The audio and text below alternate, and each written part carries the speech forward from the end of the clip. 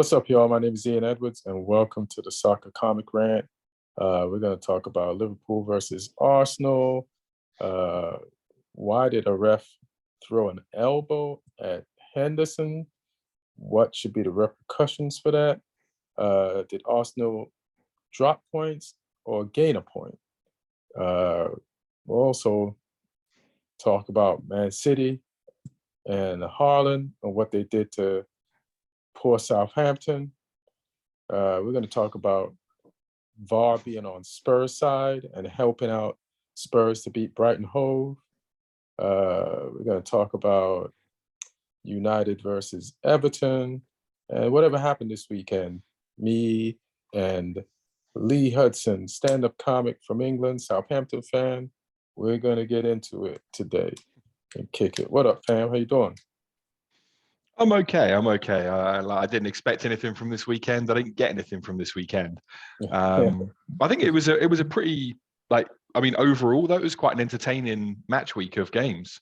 A lot of goals, some surprises. So, I'm looking forward to getting into it. Yeah, I just realized my headphones aren't plugged in, so now I'm going to try doing because I'm hearing the sound through you. But yeah, it was an interesting weekend, and the last game of the weekend really blessed us with some good neutral entertainment, which is Liverpool versus Arsenal. Were you rooting for anybody in particular in this? I want Arsenal to win the league, so I was rooting for them, and I want them to win the league just because I want to see City not win it.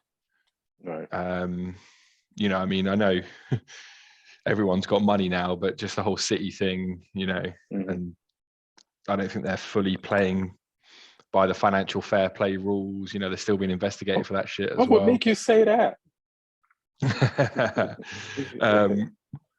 Whereas, I don't think any club is completely clean, it seems these days. But and also just, I'm bored of City winning shit. Right. So yeah, and then I think it'd just be good to see Arsenal back on top again. See what that does for them as a club. I think the more clubs that are capable of challenging for the league, the better, because you never know what next season's going to bring. Can Arsenal keep it up and be up there again? City obviously will be. Can Liverpool get back to where they were? Can United make that next step? The more teams that are capable of doing that, then the better. So I was rooting for Arsenal today. I was kind of rooting for them too, but as I watch the game, because I'm neutral, I go back and forth, and I know we're not going to catch Arsenal. I don't believe Liverpool is going to be able to catch us. So it was like a really neutral watching game for me, and just checking it out. And I'm always impressed. And I saw an interview about Arteta before this game, and it mentioned something that you said like last week. I said, what is Arteta doing to get these players up for the beginning of every game? Like clockwork. The whistle blows and they're working as if they've been playing for half an hour and they're completely warm. They jump right into it. And in an interview that I saw, he was saying, like, the guy asked him, what are some of the things you do? Is it just the stuff that we saw in the All or Nothing documentary? And Arteta's like, you would never know, and I would never show that stuff in public, but it's some crazy stuff. So Arteta definitely puts in some work to get his players ready. It's not a coincidence that they jumped all over Liverpool at the beginning of the game, just the way they jump all over anybody. Like, it was pretty disrespectful. They're at Anfield. They made themselves at home. They put their foot up on the coffee table and scored once, and then they scored twice. And then even when Arsenal scored the first goal, like, there's this thing here, right? Like, we watched the game on Peacock, but Peacock showed it on 2 channels. There's just a regular channel, and there was this other channel with all the stats of the game. Like, so the game is in this screen, and then there's the stats here and all. So I said, let me watch it that way. And in every category, even though Arsenal were up 2, they were even. The only like, Yeah. pressures, lines, passes through the lines, turnovers, just everything. So I knew it wasn't like a typical Liverpool like cave-in like performance. You could tell, and it wasn't just an eye test. The stats were backing up. So this game is not over, but if Arsenal scores the third one, it's over, because the first goal broke Liverpool a little bit, and Liverpool, they're very sensitive, and you could break them. There was a few years ago you couldn't break them; they were just relentless. But this season, I've seen them broken, like in games. And then I was like, after they went down one, they worked hard, but Arsenal was still on top, and Arsenal got the other goal, and that was the moment for them to be broken. But you could, based on the stats, they just said, we just got to keep doing what we're doing even better. And they took it up another level. I don't know if it was anything between the incident between Xhaka and Trent, but that definitely, like, as just a marker for that match, that's when everything really picked up, the crowd volume and the players' intensity even more. And eventually, by the end of the game, like, you can understand why Liverpool got the 2 goals, because they edged Arsenal in all those stats, including goals, by the end of the match. But like, kudos for Liverpool to climbing out from under the rubble of what's their season, and the real Liverpool showing up against like a really good ass team. And Trent played good defensively today. He played midfield. He like, it was funny watching his position. Most of the time, Canute, is it Canute or Coyote? I can't remember. Konate. Canate. I wasn't even close. Hilarious. It's Canate. It seemed like he was playing like right back most of the time. But yeah, Trent had a legit assist. And a guy that really played good for them, who was like their best player while he was on the pitch, was Curtis. What's Curtis's name last? Curtis Jones? Jones, yeah. Yeah, he really like showed a lot of composure, was instrumental in that first goal that Liverpool scored that got them back in the game. Like, so even when they subbed him out, I was worried. I was like, you're subbing out one of your best players right now. He just really showed something this game. And yeah, Salah blew the penalty, and it's the first time that I've seen Arsenal deviate. Like, Liverpool was applying so much pressure that Arteta went practical. You know what I mean? Like, he took out Odegaard and put in a defensive midfielder. It was like, we're going to try to hold on to this one goal. It's like, this is very important. So they didn't hold on. Liverpool came back and they could have won the game. But I don't think this is a bad result for Arsenal. Like, getting 4 points from 2 games against Liverpool in one season is pretty good. And we won't know if this is a situation where they drop points or won a point until the end of the season, when they win the league or come second. But I don't think they botched it. I don't think they bottled it. I feel like sometimes people think because you went 2 goals up, but there's pretty much 50 minutes left to play. Like, what do you think the other team's going to do? Not play at home in Anfield? It was an anniversary of the Hillsborough. I think the Hillsborough incident today. They had like a big ceremony before the game, in a moment of silence. Like, this crowd and this team at this moment, they're going to play at least 50 minutes. They're going to do something, and that's what they did. And they're former champs. They won Champions League, and yeah, they showed up today, Liverpool. You have any thoughts on the match specifically? I mean, it's definitely points gained for Arsenal, because Martin had preordained it that they were definitely going to lose. So yeah. So compared to that, it's a point gained. No, it was an interesting one, because I mean, we were talking in the chat when it was 1-0 to Arsenal, and I think I said something like, Liverpool were letting them know that they're not out of the game yet. And then the second goal went in, and I was like, oh, actually, maybe they are. I thought at 2-0 that would be enough for Arsenal to control the game. But, you know, I think a team like Liverpool, like you say, at home, at Anfield, there's always a potential for them to do what they did. Because, like, their form's not good, but they've still got world-class players.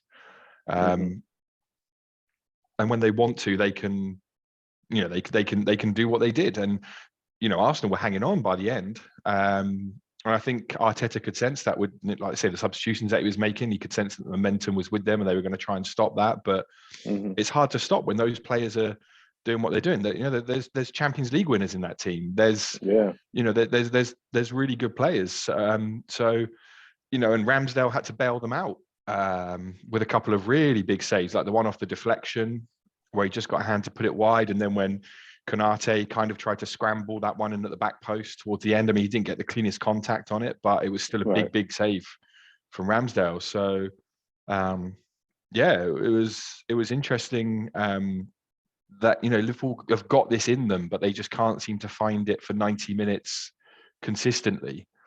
Because they are still a good team, but it's just not there all the time, and that's what's killed them this season. And yeah, I thought when Salah missed the penalty, I was thinking, oh, maybe this is going to be Arsenal's day. And, you know, these are the sort of things that go for you when you're going to win a title. But credit to Liverpool, you know, they did enough to get back in the game, and did enough, I think, in my opinion, in that second half to win the game. But like I said, you know, big performance from Ramsdale, that's what you need from your keeper. And yeah, you're spot on when you say that, you know, we won't really know the ramifications of this result until the end of the season, because you know, it could be a crucial point, because if they'd have lost, you know, I think that would have definitely been bad for them. But yeah, there's still a little bit of football to go. Obviously, Arsenal still need to deal with Southampton coming to the Emirates on the 21st of April. Big match. That's the match that's going to determine the rest of the season. That's why I'm waiting. That's why I haven't tried to make a call on this yet. I was like, if they can get past Southampton at home, then I'll be confident. Yeah, if they can beat us, then, you know, they've got a chance of you know, winning the title. But exactly. But no, like you were saying, though, it was just good as well to watch a high quality game of football where you know, there's a lot at stake for at least one of the teams anyway. And yeah, like you say, you touched on it at the top of the show as well. The Robertson elbow thing with the linesman was very strange. I still don't really know what to make of that, because he lifts that arm up aggressively. I mean, they give players reds for coming close to that. Just speaking of reds, Trent probably could have gotten a red in that Xhaka scuffle, because when Xhaka hit him and then turned his back, Trent went after him with an elbow that missed. So, Liverpool is lucky VAR didn't say, hey, let's take a look at that. But you know, that was pretty close. But yeah, that's some bizarre action from a ref. I don't know if he's got post-traumatic based on what's been happening to some referees lately in the same league, like what happened with the Fulham. Maybe he's like that they're all on edge now, but you got to chill, man. You can't throw an elbow at a Champions League winner at their home. You're out of your mind. Just take whatever a player's going to give to you, and you get them back with the rule book. You know, don't flinch. But yeah, we'll see what happens. That's pretty bizarre behavior. But Arsenal, good shit. I like they interviewed Ramsdale after, and I like his attitude. He's like, it's a point gained. We don't normally come here and win. It's been since 2012 since Arsenal have won there, and they took a 2-goal lead and they held on to the end, and they got a point in a very important, critical part of the season. It's not a bottle job to me. I know it's hard to win at Anfield. We're above Anfield or Liverpool in the table, and they beat us 7-0. Their record today, before today's game, was 9-3 3-1 at home. They only lost one game at home. They won 9, and this is in a terrible season for them. So Anfield is still Anfield. So, unless it's Champions League, then that's another thing. But yeah, good kudos to them.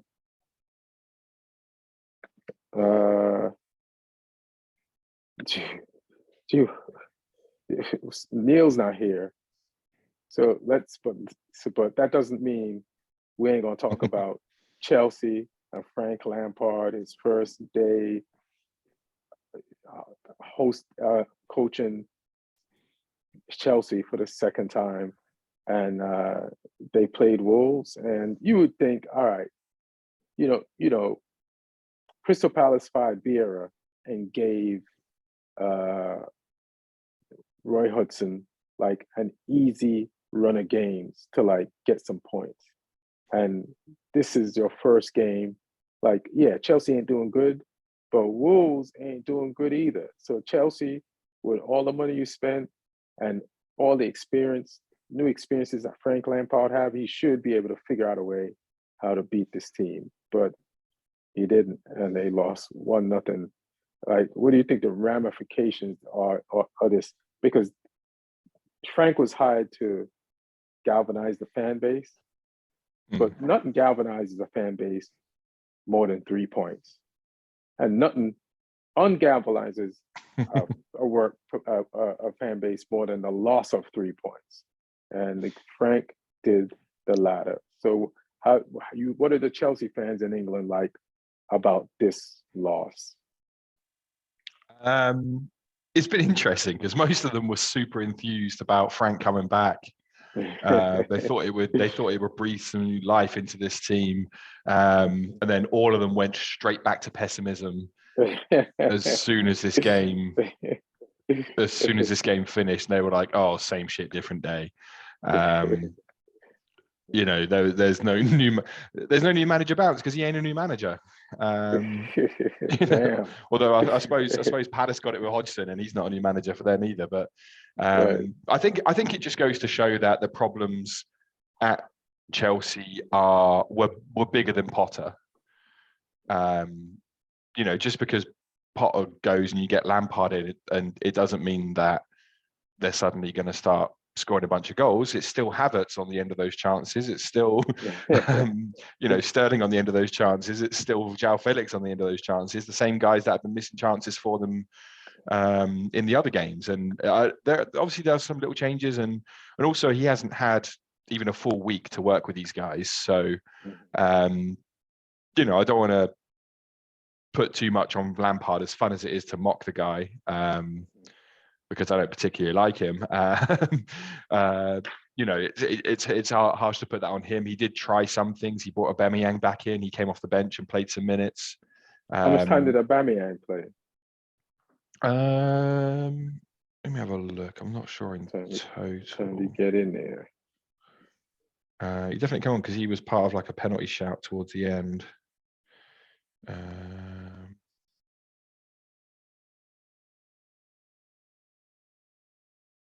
Oh, damn, it's not saying. Yeah, this thing doesn't say what time he came in.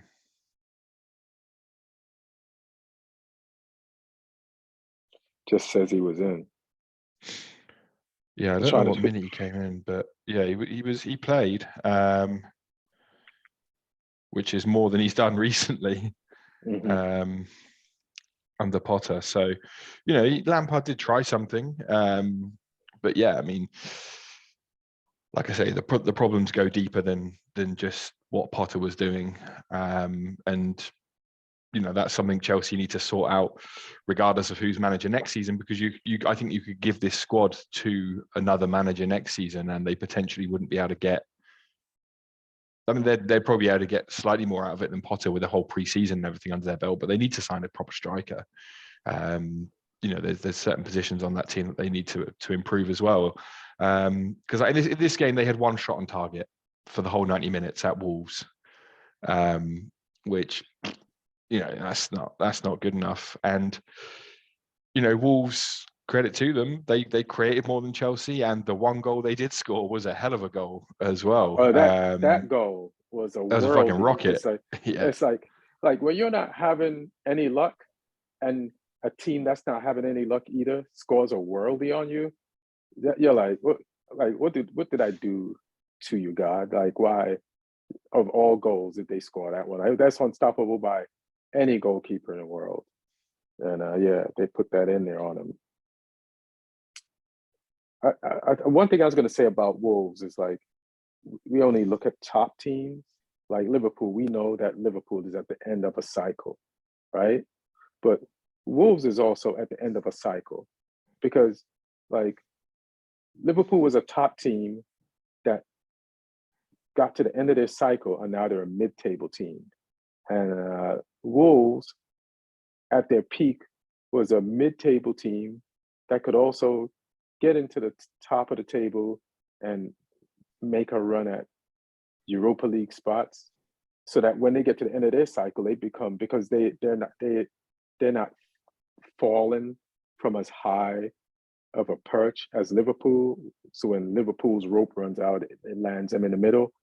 When Wolves' rope runs out, it lands them near the bottom of the table, because they came up like 6 years ago, and with this Portuguese team, it's pretty much a lot of the same pieces are there, significant, the backbone of the team, and I think they've like run a cycle. That's why. So the last few coaches, even Lopetegui, for him, he's struggling with this team.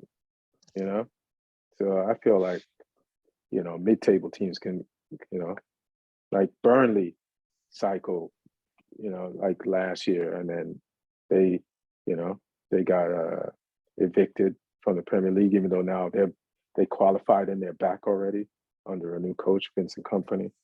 So yeah, I think for what they were, the Wolves is at the end of their cycle too. But kudos for them today; they won. So what happened to you guys? Southampton versus Man City. I put money on this that you were going to win this game. So I'm like, what did you tell your people before this game, bro? Like, where's my money, man? Like these are the teams you give trouble to. That's still a bad decision. Yeah, you saw how pessimistic I was. I didn't say shit on the last podcast. I was like, we're going to lose. You and Martin seemed more confident than I was in this before their game, and wrongly so. I mean, we played a fairly solid first half. We had like this sort of half mid block, half high press that we were trying to do to stop them from sort of getting the ball up the pitch easily. There was like a game plan, and we hit them on the break a couple of times, but the final ball was always poor. Like Sulemana had a good game up until he had to cross or shoot. He was terrorizing people. He was taking people on. He was causing Ake some issues. And yeah, he was playing well. Walcott was doing a good job in the press.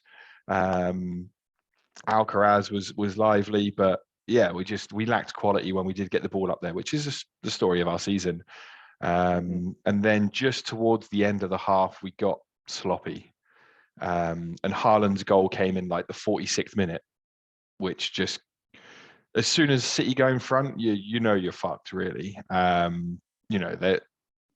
They had a strong team out. They're not going to really fall off after that. So as soon as Haaland got that goal, I knew they were going to come out, and Grealish obviously scored. Haaland then scored that scissor kick, which was a great finish. I mean, how hard is it to get like such a great goal scored on you? Because everybody gets to celebrate that goal. That's just a football fan, except you. Like I grew up in New York as a Knicks fan, and everything amazing that Jordan ever did was to us. So we could like enjoy it, none of the Jordan era, because it just hurt us.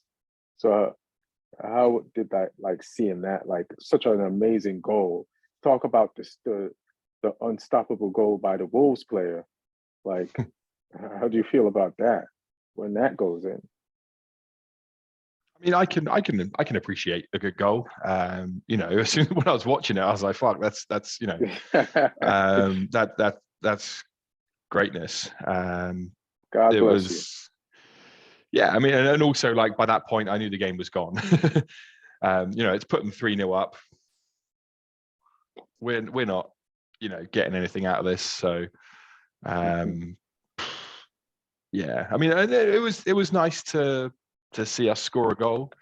You know, we don't score many, so you know, good for Mara's confidence as well that we got one. It was, you know, good work from Gineppo. 2 players that come off the bench. Gineppo did well to wriggle through like 3 players. I know. You know how I feel about Gineppo. So but this is Gineppo. Like, don't count on him doing this to the next few games. That's no, happening. not at all. That's why he's not starting games. Yeah. But he'll do something to make you think, oh, if I just play him, he'll do something to let him get himself a couple run of games, and you won't see what he just did today ever again in those runners of games, and he'll cost you some games, and that's Gineppo. But yeah, I mean, Mara got his goal, and then City just went straight out the other end and got a 4th, and we're like, no, this ain't happening. They got the penalty where, De Bruyne got brought down. It was definitely a penalty as well. So, yeah, I mean, it is what it is. You play City. Like I said, I had no expectations going into the game. Our next. Yeah, I mean, I hope you didn't really put any money on it, because still do. But I mean, our next 3 games are Palace at home, Arsenal away, Bournemouth at home, and we need, from those 3 games, we need 6 points to even have a chance. And those 6 points are likely going to come from Palace and Bournemouth, but the way we're playing right now, and you know, Palace have obviously decided to turn their form up under Hodgson, and Bournemouth aren't pushovers. I don't really rate them, but they seem to be scraping results out, especially when James Maddison hands a hand grenade of a pass off to a Bournemouth player. So yeah, I mean, I can't see us doing it. We're going down. That's like I've been saying. I've come to terms with that. So no, you're gonna beat Arsenal next week. I mean, I'm going to that game. I've got 100% losing streak. So those games have all been at home. I've not been to an away game this season. So maybe the curse will be reversed away from home at the Emirates on a Friday night. Who knows? Yeah, this game. You know how Arsenal came out on fire against Liverpool? In this game, they're gonna come out triple on fire, because they're like, they can't afford to drop any points, and it's at the Emirates in London. Is that where you're going? Are you playing Arsenal? It's gonna be rough. They're gonna definitely, because they can't afford like the hiccup. But this thing is definitely, just for the title, is going down almost to the wire. And I was listening to like this Liverpool fan today on a podcast, and he was talking about Arsenal being in, Liverpool was in the same position Arsenal was, and he said a few years ago they both have 15 games left, Liverpool and Man City, and they both needed to win the 15 games to win the title, and Man City won their 15 games. That's who we're dealing with. So I think this was the only slip up or points drop that Arsenal can afford. And but yeah, man, we won't know till we know. We have to wait till the end of the story for the story to be told about Arsenal and Man City. We can't just be like guessing based off a weekly result from either or to say they're gonna win. We don't know who Arsenal is until the end of game 38, until they show us. So yeah. I guess I'll talk about the United game. We played Everton. I was a little nervous because You know, we just have injuries. We look a little tired. We've been playing mad games. And Ten Hag brought this up, but I was shocked too. Like, we played, I think, Wednesday. And then I was like, there's always a 4:30 a.m. game in LA. And I was like, let me see who that is. And I was so shocked to see that it was us, especially since we just played Wednesday, for them to make us the first game on Saturday that early. But we handled it, man. This game that had me worried because seeing the midweek form of Everton versus Spurs, especially when they had only 10 men, and to come back and get something from that game on the road, it's either Everton is good or Spurs stink even more than we think. And I think it might be leaning more to Spurs stink more. I will get into Spurs beating Brighton Hove today with the help of VAR. They should just put a Tottenham shirt on the VAR guys today, because that's who they VAR'd for. But yeah, Man United, like, I'm sitting in the living room, we're missing chances, but I'm like, this ain't the type of game where you miss chances and then the other team scores one and then you can't score. I never felt like that for 1 minute. And then we did score, and then I was like, we got to get another one. But it was a pretty comfortable game, and I did not expect that. And I thank the players for that. And I don't know if it was because they didn't press us enough or we were that press resistant today. I know they played a high line and we exploited it to the right a few times and got some chances. And De Gea's distribution was good. And I don't think he had to make one really good save, and he did that. I think they did. Yeah, I think so. Maybe I'm thinking about another game. But you know, Bruno played a 6 and an 8 today, like legend style, like pretty good. And you know, creating chances and stopping people. And Sancho was good. Like he's been like switching positions. So he started on the left, but in the second half he was on the right a lot, and they created the assist to McTominay. McTominay looked good today, but again, McTominay is not playing in a position like any player they put in that position. Like, we have players on our squad that could play good in that position. Where McTominay played today, like a very advanced midfielder. We need more midfielders who can defend like Casemiro and help us that way and distribute and be press resistant. But McTominay for sure had a good game. Scored from the Sancho assist. Sabitzer had a good game, similar position to McTominay, very attacking, had some good touches. I'd like to see both those guys get more tackles in.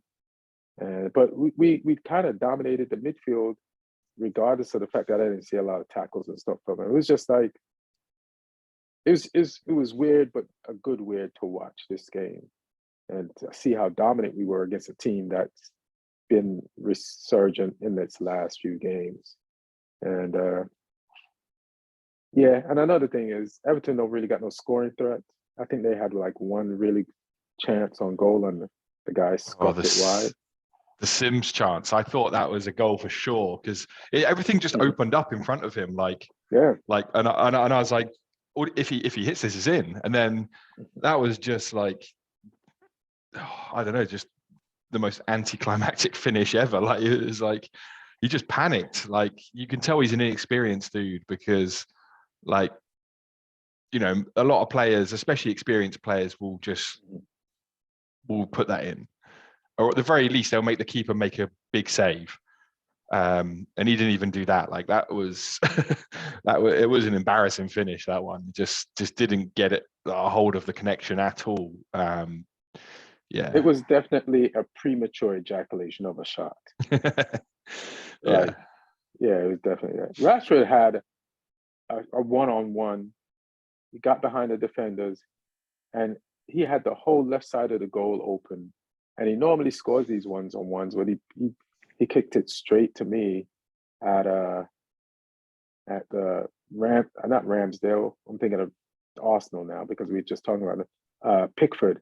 And normally Rashford scores those, but Pickford had to make a save, unlike the one that we were talking about. But it's like if you kick it right to the keeper, you're just making it easy for them to save. And De Gea had a good game today, and his distribution was better. So there's a lot of people want to get rid of De Gea because of his distribution. They don't even care how good he saves. Like there's clear-cut games where he just saved our asses and kept us having a clean sheet and got us 3 points, but people don't care about that no more. They're just like on with the next. We want a modern goalkeeper. And it's like, hey, he's learning how to distribute the ball. Can we wait another season till he gets even better at this?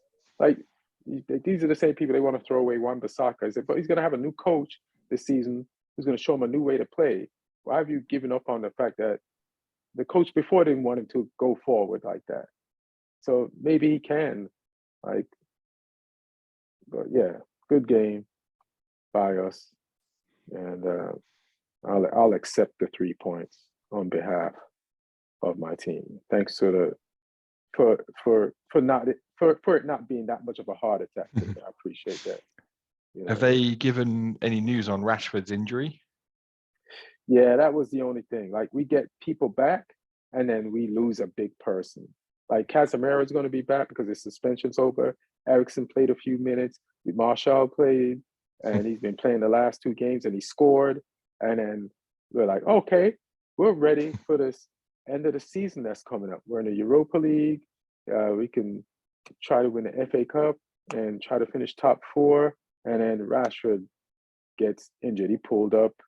It was tough to see him walk down the tunnel, like during the game. That looks like at least a month. And I hope I'm wrong, but I'm being at least a month. But hopefully Martial can stay injured and just try to hopefully make up for that. Like somebody said something today like Martial, in the short space of time has more league goals than Weghorst. Weghorst played like a bunch of matches in a row, and I don't think he has any league goals. So yeah, hopefully Martial and all the people that we have coming back, our whole midfield is back now. Maybe we can get some goals from there. And the way we send Sabitzer forward and McTominay, the other midfielders, maybe they can give us something, so we'll see. Yeah, it's a tough one to lose if he is gone for an extended period, because I just don't think there's anyone else on your team that really gives you what he gives you, though. Like there's players who can fill in the positions, like Martial can play, in the front line, but I don't think he gives you the same sort of incision and because Rashford's been on a different level this season, so it's definitely a hard one to replace. Yeah, I mean, I think you can definitely still win games without him, but yeah, he gives you an extra cutting edge this season. Yeah, he's goals ahead of everyone on our team. Like if you look at like our who's next in goals, it's probably somebody that's already injured, like Garnacho or something. So yeah, we don't need to lose those goals. It's going to be, I don't want to get in a position where we dominate games now and then we can't score because we need them. So hopefully somebody will be able to step up. What do you think of the Spurs versus Brighton Hove let off?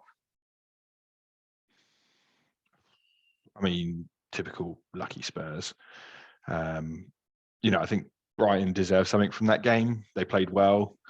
Obviously, the first goal from Son is that's the old Son back there. Like that's a world class. That is a world class finish. And you can't really account for that. He's put that in the top corner from a distance. But yeah, I mean, they had 2 goals disallowed for handballs. They had a penalty. What do you think of the Matoma one? Do you think that was a handball? It's a hard one. It's high up the arm. It's almost shoulder. It was hard to really tell. Like it's in that sort of grey area. It could have been given. It could have not been given. You know, Let one of me, those ones where I would have been screaming for a handball if it was against my team, and right. saying it was not if it was for my team. And I mean, it was definitely a penalty on the one where the ball's bouncing and he's trying to get it controlled, and then Oh yeah, the player clear stamps on his foot. Stonewall Jackson penalty. So let me ask you a question. Like the VAR is trying to see if it's a handball, the Mitoma one. The second one, I get why. It hit his arm, even though he didn't take the shot and his arm was close to his body. Yeah, all right, let's say you can't, the law of football says that can't be a goal. But the Mitoma one, like, I think we get the same VAR angles that you guys get over there in England, but can't they punch in more? Remember and I know this is the goal line technology. First of all, the people who do goal line technology, or if the ball is out technology, they should just take over VAR. Because remember that game, it was Japan, where everybody thought the ball was out, but the cameras could tell that it was in, and it was so precise, and it got the close up and it showed everybody who thought it was out that it was in. Like, why can't we do that on a play like this? Like why can't the VAR cameras like get to the angle where it could really tell if this was up? And if they and it's like, why shouldn't you be able to punch in and see? And it's like, why didn't they do that? They just looked at it from the angle that I could see at home from thousands of miles away. And it's like, you obviously need a better angle or to punch in just to see, what the real deal was. But that doesn't make any sense to me. What do you think about the coach of De Zerbi going off on the poor Tottenham Conte stand-in coach? That's just, a bit weird. I mean, I think he was obviously up. I think he had a lot of frustration in him from the decisions in that game, and that was clearly just it boiled over. He went off on him before the game started. The red card incident was obviously later on though. But yeah. I don't know if there's anything simmering from previously in Italy or something, because they would have both coached in Serie A at the same time. Well, can I tell you what happened? There was an article, right? Like, so the Tottenham coach did an interview, and he talked about how De Zerbi has kind of, and I'm paraphrasing, like reaped the benefits of what Potter has put in motion, and and he's in a good situation, right? And I think coaches sometimes need bulletin board material to rile themselves up so they can rile their team up. And if you read the quotes, you could see where the Tottenham coach was well-intentioned and wasn't taking a shot at him. But if you're the Brighton coach, you might want to get riled. De Zerbi seems very passionate and emotional. So he's like, he definitely took this as an insult and confronted him at the beginning of the game at the handshake, and was like telling him, I heard what you said. I didn't see that. You said that shit about me. And he's and pointing at him. The beginning of the game didn't even start yet. So then it blew. And then I guess, like you said, some of the decisions. And so in the middle of the game, it kicks off. But the Tottenham coach, I like what he said at the end, the post game. And that, which lets me know the tone in which he really meant what he said. Everything he said was facts, but it also can be misconstrued. Like, we're in a competitive business where people are, fans love to take something out of context, and in football, because then it's something to talk about, something you can use as an emotional weapon. So, but the way the Tottenham coach was like, this is my second game coaching. He's like, I'm trying to get to where he's trying to get to. I look up to people like him. This is my, so he's like, I would never say anything like that. And I just believe him, just the way he stood in shock on the sidelines the whole time De Zerbi's going off on him. He's just like, I could tell he couldn't understand why De Zerbi was mad, and that he didn't mean it. But, Yeah, you But saw he his got a red though. surprise because he had sort of backed off by the time the red Yeah. cards came out because there was a whole bunch of stuff going on. And he had sort of just stayed away, hadn't he, at the time? Yeah. And yeah, it was interesting. But yeah, I like a little bit of touchline spice. It's yeah, it's always fun to see. Yeah, I'm not mad at it. It's competitiveness is sports. I'm gonna read through just the rest of the results, and then we could go to Champions League. The Champions League this weekend. It's crazy, and then you could tell Yeah. us how bad I'm doing in the fantasy league. That laugh lets me know I'm doing real bad. All right, cool. All right, so Aston Villa, they're number 6. They beat Nottingham Forest. It's a game they could win based on how they've been performing in the weeks coming up. But to say Aston Villa is 6 at this time of the year, I'm worried about them. Like normally, they're my side piece team because of Lloyd, and I've seen them play Premier League games more than anybody else. When I used to go to England, I used to go with Lloyd to these games, but now I'm worried. Like, slow down, Villa. Like, I like you in a certain subservient position. Now you're getting too close. You're getting too close for me to side piece you. It's almost like you trying to like holler at my main chick and tell her about us. And I'm not feeling this, fam. So fall back. I don't know who Villa's next game is, but they beat Forest 2-0. Ollie Watkins is on fire. And Lloyd is convinced that the coaching of Emery is doing a really good job. And I see these, I follow this Villa guy just randomly. I saw him and then I just started following him. And he posts like pieces of interviews of what players like. Today he posts some shit like that Mings was saying about Emery. And because you always want more insight. And you hate when players respond in generalities. Yeah, and then you're like, the but this is cliches. not, cliche. Like, this is not the answer. Tell me the answer. Just like wondering what Arteta does to wind his players up. But I don't know what he does, but at least based on that interview, he says he does stuff, and we can tell that he experiments. So okay, we kind of get that. But Mings is one of the players who's really benefited, I think, as well, because his form's been really good. Because he was having a stinker of a season earlier on under Gerrard. So yeah, he's really benefited, I think, from it. And Newcastle's the next game for Villa, by the way, so that'll be an interesting one. Oh yeah, and they're going to Newcastle too. Yeah, I was talking no, to it's Lloyd. at Villa. It's at Villa. Oh, it's at Villa. Oh, it's at Villa. Yeah, Yeah, that's what he said. That's tough. That's tough. They both drop points. Or let's root for Villa to win that. So Newcastle can drop points. But that's two teams that because Villa is the Newcastle of this season. Because the second half of last season, Newcastle really took off.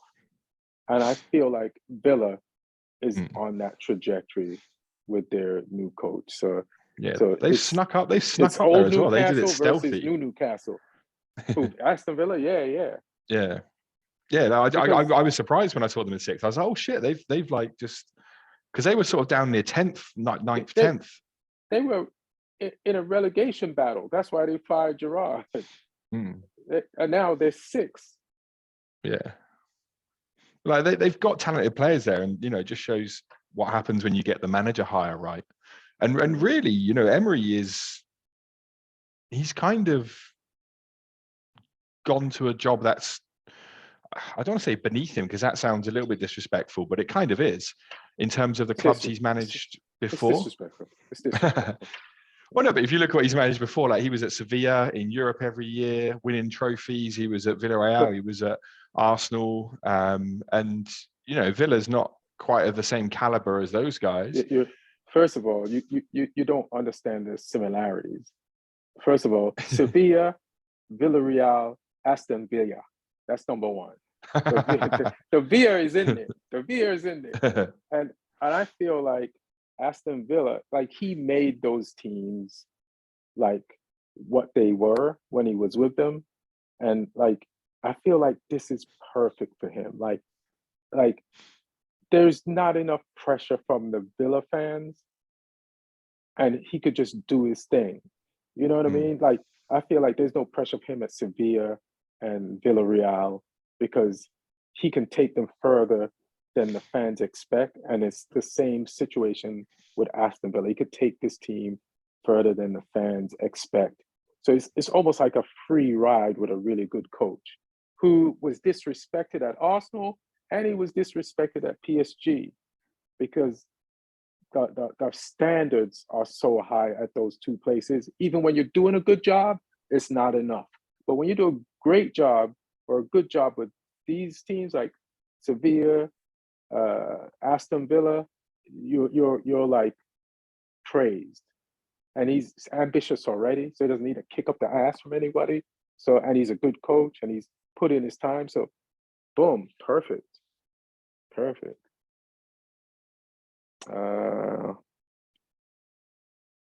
Newcastle beat Brentford. They're just at Brentford, impressive, even more impressive. That was a weird game as well. Like Brentford had 2 penalties. Tony missed one, then he scored one. Isak's goal to win it though was class. And I was a bit disappointed. I took him out my fantasy team. I put Watkins in. Watkins still scored. So, but Isak, yeah, they played him. He played a good game against against you guys, and then they benched him for West Ham. And Wilson played well and scored. And I thought, oh, they'll keep Wilson in for this game, so I subbed Isak out. And then they played both. They played both of them against Brentford. So,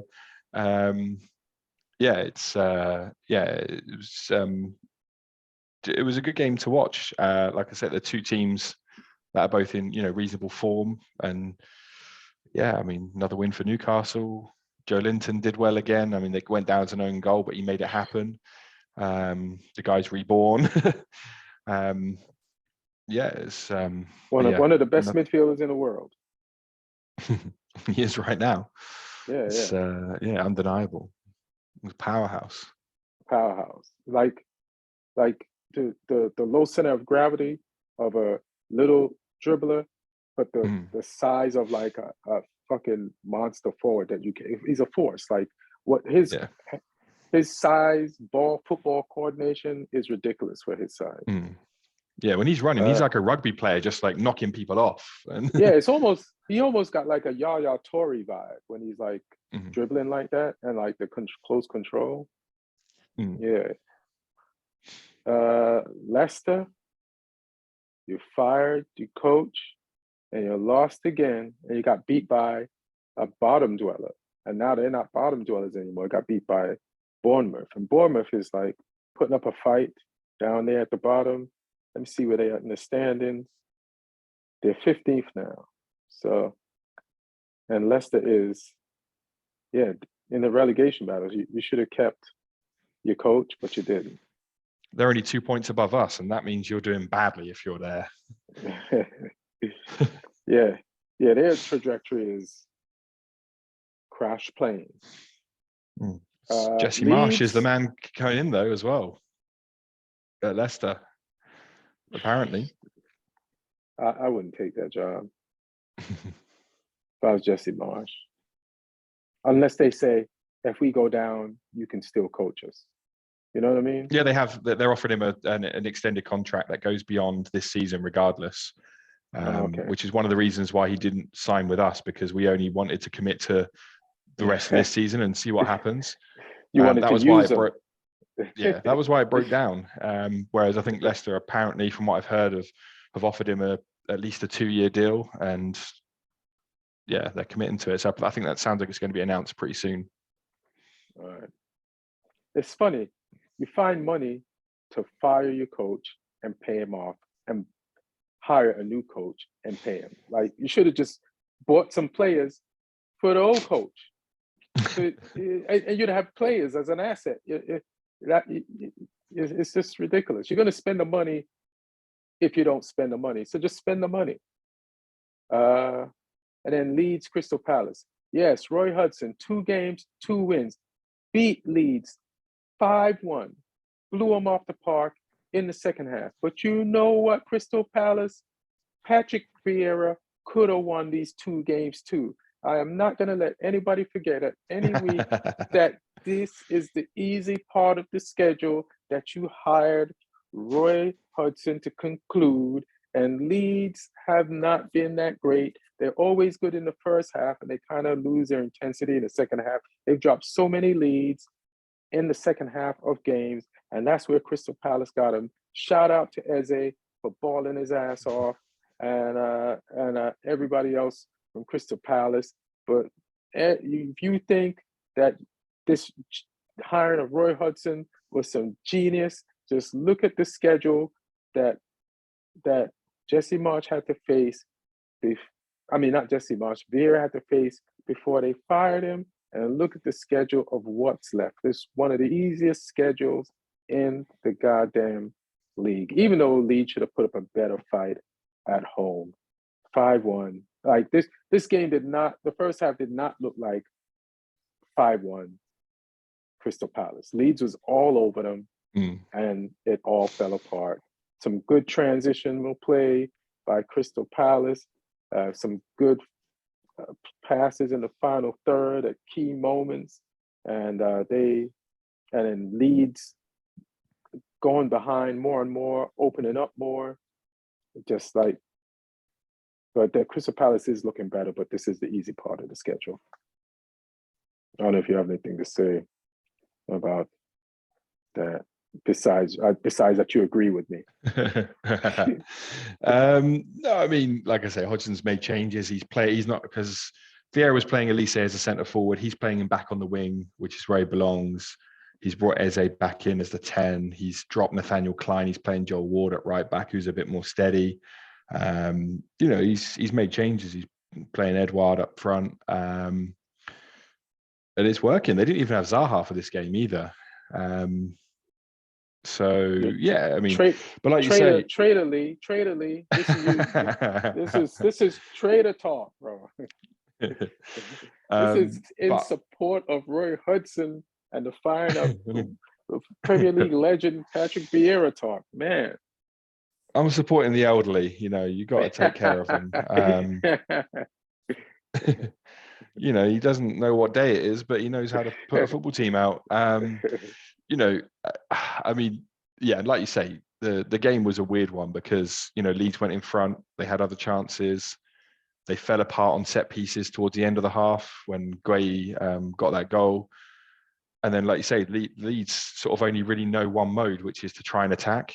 And it just left them open. And Palace were ruthless. Elise had the game of his life. He got a hat-trick of assists. He was just taking people on and teeing up those teammates. So yeah, he was a menace. But you've been too open defensively when Jordan Ayew scores 2 goals. Like, that's a bad sign. Like, yes. You have fucked up. You have fucked up when Jordan Ayew scores 2 goals. That's when you've made Jordan Ayew comfortable enough to have composure and finish on you. Yeah, it's not good. But yeah, I mean, credit to him. Leeds, they're still in that precarious position because I think looking at the table now, unless some crazy unexpected form is found, us and Leicester look fucked. And then it's kind of a battle between Forest, between Bournemouth, between Leeds, as to who's going to sink into that extra spot. I mean, obviously Wolves are bouncing around down there as well. West Ham might have done enough now, even though they keep getting a shit result. They keep pulling out some wins. I think we'll cover that in a moment as well. So yeah, it's. I think us and Leicester are almost done, and then I think we're done, to be honest. And then it'll be who's going to sink into that third bottom spot. Right. I mean, I might not even mention West Ham that much. I know I listen to some Talk Sport on YouTube, and the fans that called in wanted Moyes gone, but he won this weekend. And where are they in the tables now? So West Ham is 14th. And let me see who they play next to see if they could get a win out of that, John. Who they play next? It's the only thing it's hard to operate on this thing. Okay, West Ham next.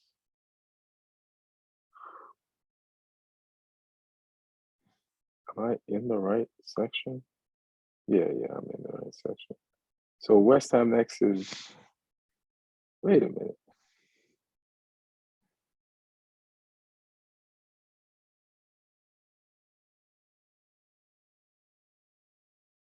Why does this say, so West Ham next is Arsenal, which means they're not playing this weekend or something coming up. Who? Arsenal? You're Arsenal next, right? No. We're Palace next, then Arsenal.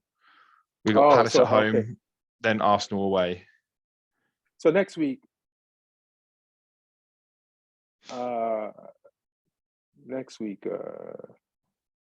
their fans are going to want him fired again. Yeah, they're just flip-flopping. Yeah. I mean, I'm sure they probably still want him fired after today, but they're not going to be happy with the results of West Ham Arsenal. I was shocked by that though. They went away to Fulham. I thought they were going to, after what happened against Newcastle, where they just got picked apart completely, I thought they would for sure lose to Fulham, even without Mitrovic. I think that's the issue. That Fulham got no Mitrovic. They, the one thing that Fulham had over all the teams in the Premier League, not over, because some teams have, you just need the guy that's going to put the ball in the back of the net. Brentford got one. Man City definitely got a few of them, but specifically one. Newcastle got one that gets injured, and they got Isak. So they can get some wins. They consistently put the ball in the back. United got one. Tottenham got one. Villa, Ollie Watkins is stepping up. Brighton, Matoma, and March. Liverpool got some dudes. Even if they don't got no midfield, but they can put the ball in the back of. Fulham got one to the point where they're above Chelsea. Chelsea creates chances, but they don't got nobody to put the ball in the back of the net. So they're a mid-table team now. No matter who's on their team, they got nobody to put the ball in the back of the net, and they're a mid-table team because of it. Yeah, it makes such a difference. It's a huge difference, man. And I know if as a United fan, who I want us to get, Ivan Toney. Yeah, he's a proper number 9.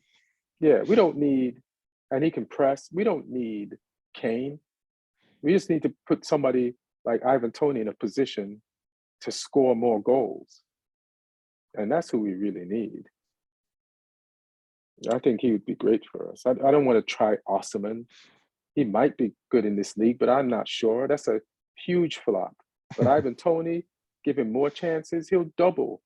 And we'll probably get it cheaper than we get any of those people. So it'll definitely work for us. Yeah, I mean, Brentford, they're not a hugely openly attacking side. They're quite pragmatic in how they play. And someone like Toney, if you get him in the box and you've got players like Bruno, like Rashford, like Eriksen, like Anthony supplying him, he would score goals for sure. Yeah. So I think he's rated, but he's kind of underrated. Like every week we're linked to Kane, we're linked to this person. It's like, nah, man, just get Ivan Toney, bro. It'd be good. What do you think of these Champions League matches? What do you think of Real Madrid versus Chelsea? Frank Lampard versus Carlo Ancelotti. Wednesday. The student and the teacher.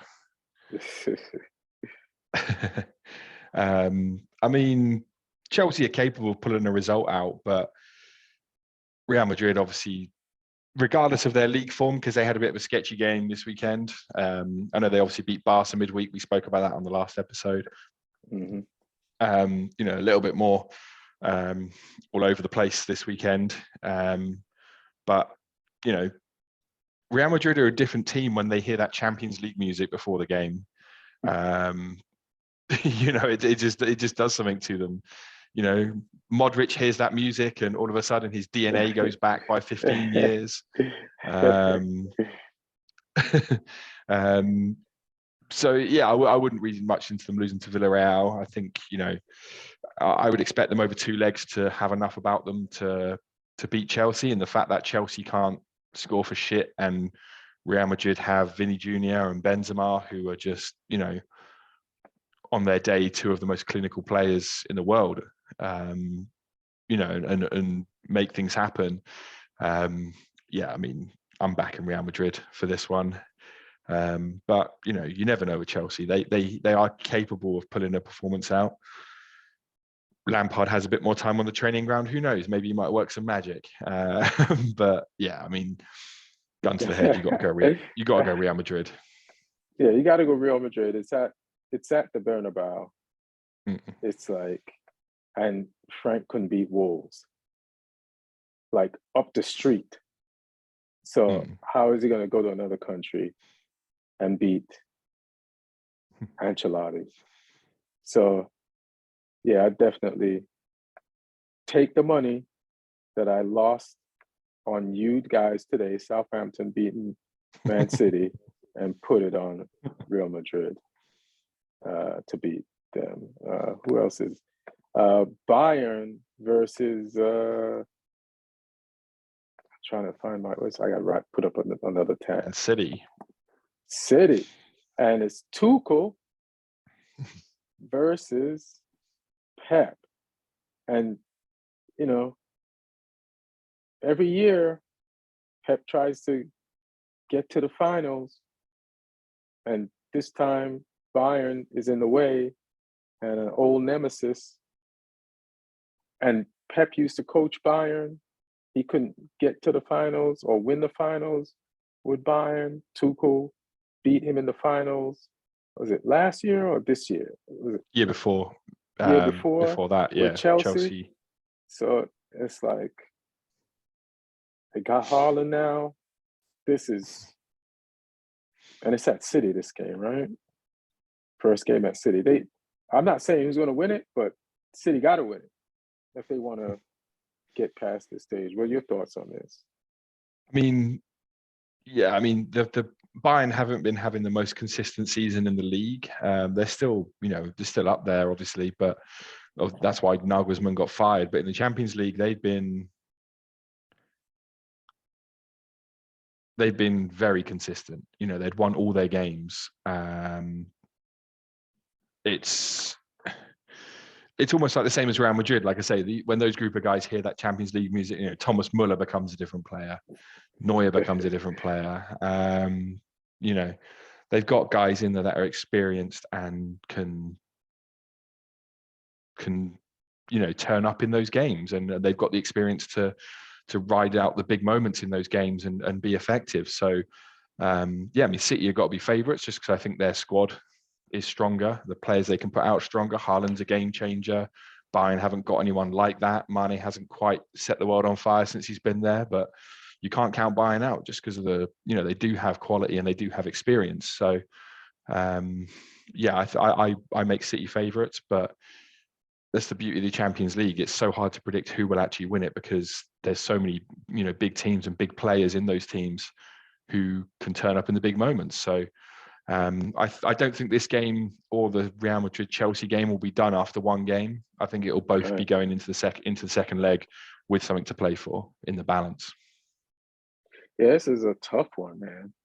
But I'll give it to City this time. It's just that what's going to happen, what's going to be the goal difference that goes over to when they go play Bayern. Like I said, you can't call this in one match. But you know, Bayern got so many players, man. Good players, good pieces, left backs, midfielders, wingers, like all name brand. They don't have the Lewandowski that they had in prior seasons. But Man City, one of the advantages that they have is that Pep has coached in the Bundesliga and Haaland has played in the Bundesliga. He's played these guys before. So there's going to be some type of comfort and familiarity for him. And but the only thing is, for the rest of the players, can they mentally, like, they're set for the Premier League. Like, they can like go on these runs in the Premier League and just be like, this is what we do. And it's like, can they make that leap and bring that Premier League mentality into these vital stages of Champions League plays and games, and just be like, make it automatic like they do in the Premier League. So we'll see. We'll see. Tough call. Napoli, Milan. Napoli's running away with the title in Italy. They beat Milan, I'm assuming. And no, they haven't all season? No, Milan beat them very recently. Oh, shit. It was, what was the score? Because I think Rafael Leao had a really good game. There goes my lazy journalism. Go ahead. Milan beat them 4-0 last Sunday. What? At Napoli. Leao scored 2, Brahim Diaz scored, and Salamakers scored as well. They beat them 4-0. Well, hold on, who beat who? Because you just said Leao Milan. scored. Yeah, Oh, Milan shit. beat Napoli 4-0. Jesus. They scored 2 goals in each half. But yeah, I mean, you got to think that's a blip, and that over 2 legs, Napoli, given how much they've been obliterating Serie A this season, you think they would have enough to take out Milan over 2 legs. If they lose 4-0 to them in the league, then I don't think they're going to be losing 4-0 in either of these games. They might, they might still go out, but I think it'll be way closer than that game was, just because of the quality they've got. I'm shocked. I'm speechless now. I just thought this was a foregone conclusion. I didn't have to do any work. I don't know how I missed that, but that is no, it's really recent. Last Sunday, week ago today. And again, you know what? This is gonna be on some derby-like shit. Like when 2 teams from the same country meet in a semifinal. This is semifinal or quarterfinal? Semifinal? Quarterfinal. Yeah, it's almost like a derby situation. So, some of what's going on in the league goes out the window. Milan's a team with a bunch of pride. They're former champions of Serie A and of Champions League, and they probably don't want no Napoli. To like pull a Maradona on them. So, all right, I'll give this game some respect, and I'll watch it. And you want to tell us what's up with the how bad everyone is doing? Me and Neil are doing in the fantasy league. Yep. So you're second bottom. Wow. Yeah, I mean, but you don't do anything with your team, so no. Yes, you've not had Haaland. You don't make any games there. You've not had Haaland in all season. I think almost. No, you haven't. He's not on my team, right? Exactly. Yeah, you haven't hit him in all season, which is why you don't get any points.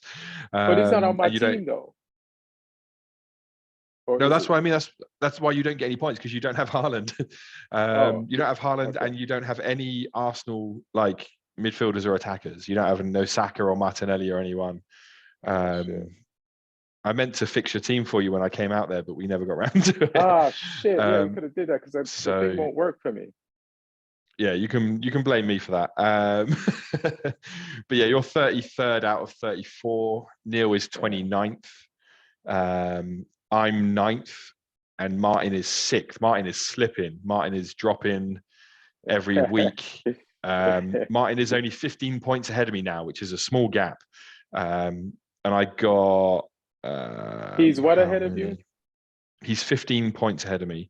But even just this week alone, this one game week alone, I gained 22 points on him. Damn. So I could overtake him next week. Who knows? We can't have Martin finishing the highest out of us lot. That would just be upsetting. Because he will not be humble about it. But Joachim Henriksen is still top of the league with Boca FC. He is running away with it. He is the only person in the league to go above 2,000 points so far. So he's tearing shit up. He captained Haaland, which I also did. My team's quite similar to his. We have the same front three: Watkins, Kane, and Haaland. All got points this weekend. He's got Martinelli, Rashford too, which I've also got. Mitoma as well. So yeah, he's going to be a hard guy to catch. He's a number one, but yeah, I mean, I'm not even looking at the top of the table. I'm just in a personal battle with Martin. I want to hunt him down. I want to go ahead of him. He's relying too much on Spurs players. That's why his shit's fucked up. Hilarious. Good. I'm glad that, yeah, the VAR can't save him in fantasy football. Thank God.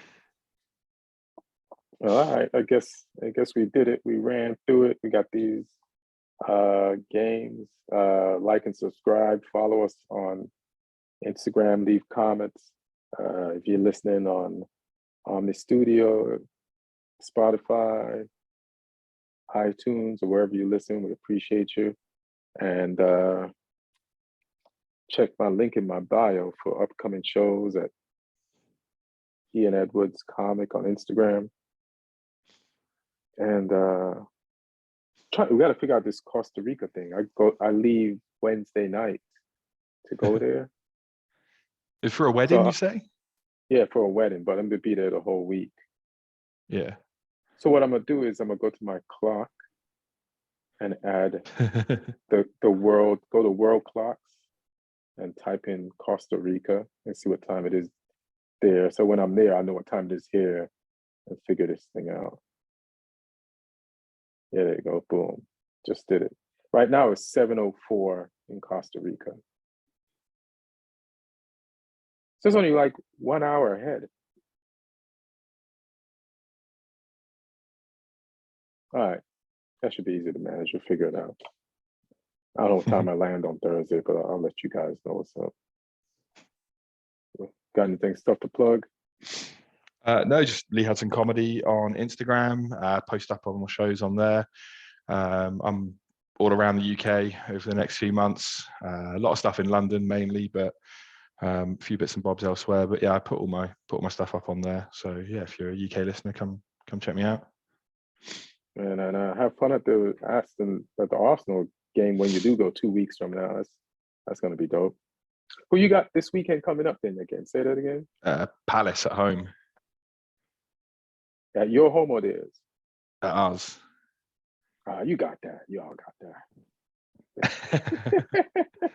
We're part of their apparent easy run of fixtures, so you are. So like upset them. Upset them. Don't let them just come through. You're gonna make Roy Hudson. Is your young ass coach gonna make Roy Hudson look like Ancelotti on him? It is gonna be weird. Our coach is 38 or 39. I think he's 39, and Hodgson's like 76. So there's a hell of a generational gap there. There's a lot of football in between that gap. We'll see what wins, experience versus youth. Yeah, come on. You got to be able to outlast Roy Hudson. I like him, but geez. All right, my computer is telling me battery's dying. I got 9% left. Good timing then. Yeah, good timing. What did you get into tonight? You had shows? Yeah, I did a show like out in the middle of nowhere. It's like a rural show in a pub, full of Roy Hodgsons, to be honest. Hilarious. But yeah, it was fun though. It was fun. They were up for a laugh, so it was good. But that's what you get when like the UK gigs are really different. Like you go in the city and it's sort of young audiences, very international audiences in London, especially as well. People from all over. And then sometimes you go out in the sticks and it is a very different demographic. But I like that though, because I like being able to play all different types of room and challenge myself that way. Because if you can, the more types of people you can make laugh, the better. Right. yeah, it's like you're filling out your joke portfolio Mm. by being able to, yeah. I remember killing in New York, and like I have a set where I could kill in New York, and I thought, great, I finally have a set. And then Yeah. we went one state over, bombed.